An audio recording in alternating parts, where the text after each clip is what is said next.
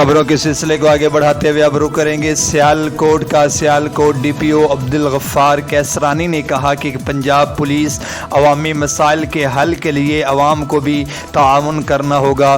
Police culture बदलने के लिए हमें गलत और झूठे मुकदमात के अंदराज की हौसला शिकनी करनी होगी।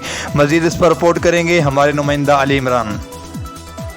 जी बिल्कुल, कोटली लोहारा डीपीओ सियालकोट अब्दुल गफ्फार कैसरानी का कहना है कि पंजाब पुलिस अवाम मसाइल के हल के अवाम को भी तावन करना होगा। पुलिस कल्चर बदलने के लिए हमें गलत और झूठे मुकदमात के अंदराज की हौसला शिकनी करनी होगी। इन ख्यालात का इजहार उन्होंने ऑक्सफोर्ड गर्ल्स कॉलेज की तकरीब से खिताब करते हुए कहा। दौरान खिताब उन्होंने तलबा को मुखातब करते हुए कहा कि मेहनत और लगन के बगैर कामयाबी नामुमकिन है। मैं अगर एक आम स्कूल में मेहनत करके डीपीओ बन सकता हूं तो अच्छे अदारों में पढ़ने वाले बच्चों को भी मुल्क व कौम का नाम रोशन करना चाहिए। मेहनत, लगन और ईमानदारी आपको अच्छा मुस्तकबिल देती है।